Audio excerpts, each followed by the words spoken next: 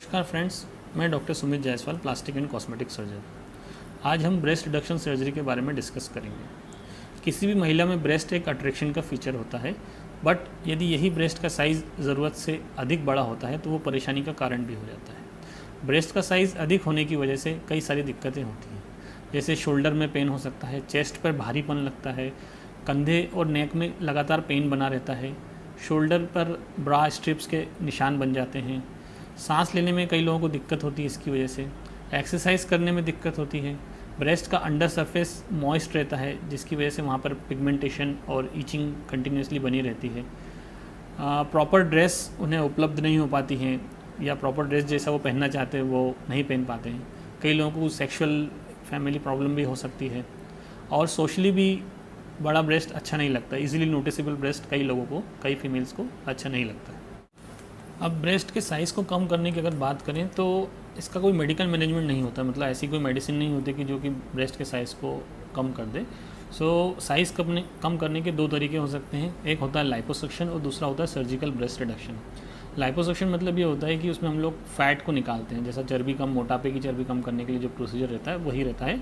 इसमें हम लोग स्किन में एक छोटा सा होल करते हैं, उसके थ्रू कुछ सॉल्यूशन डालते हैं और जो भी फैट टिश्यू रहता है उसको निकाल देते हैं।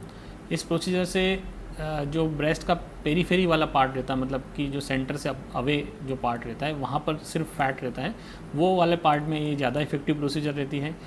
जो सेंटर पार्ट रहता है वहाँ पे ग्लैंड्स रहती हैं तो वहाँ पर ऑब्वियसली ये प्रोसीजर इफेक्टिव नहीं रहेगी।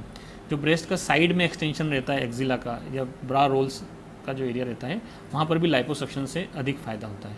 लाइपोसक्शन में हम लोग स्किन को नहीं निकालते हैं, सिर्फ जो फैट है उसको निकालते हैं, ग्लैंड को भी नहीं निकालते हैं। इस प्रोसीजर के बाद ऑब्वियसली कुछ स्किन में लूजनेस हो सकती है क्योंकि स्किन तो एक्स्ट्रा है जो हम लोग नहीं निकाल पा रहे हैं। उसमें इस लाइपोसक्शन में ब्रेस्ट रिडक्शन की तुलना में उतना रिडक्शन भी पॉसिबल नहीं है जितना ब्रेस्ट रिडक्शन में पॉसिबल हो सकता है।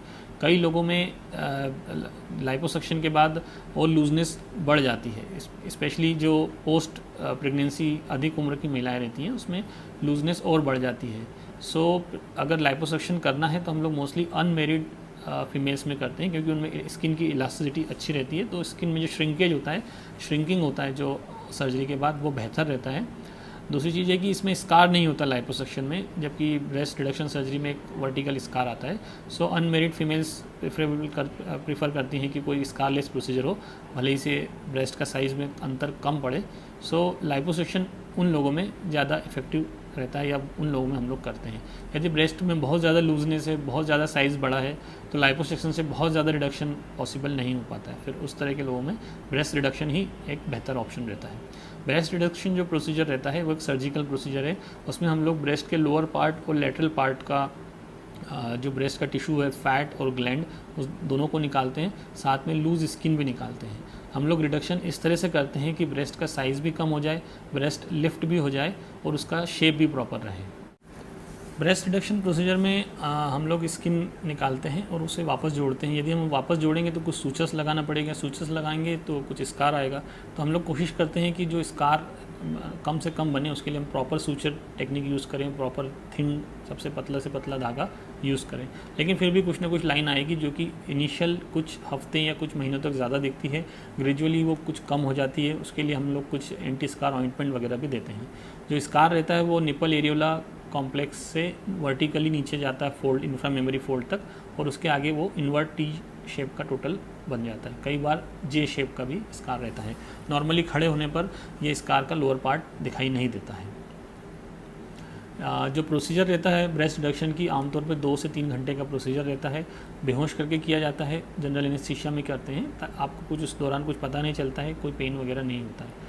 ऑपरेशन के बाद भी आपको कोई इतना ज़्यादा पेन नहीं होता है, लेकिन फिर भी हम लोग एंटीबायोटिक और दर्द की दवाई अगले 5 से 7 दिन तक देते हैं। जो ड्रेसिंग रहती है वो अगले 5 दिन तक रहती है।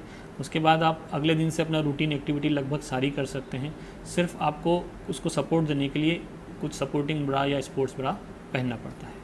ब्रेस्ट रिडक्शन प्रोसीजर में हम लोग अपर पार्ट और मिडिल पार्ट ब्रेस्ट का जो रहता है उसको टच नहीं करते, मतलब वो वैसा ही रहता है, जिस वजह से फ्यूचर में अगर प्रेगनेंसी होती है या भविष्य में ब्रेस्ट फीडिंग करना है तो उसमें भी कोई दिक्कत नहीं होती है।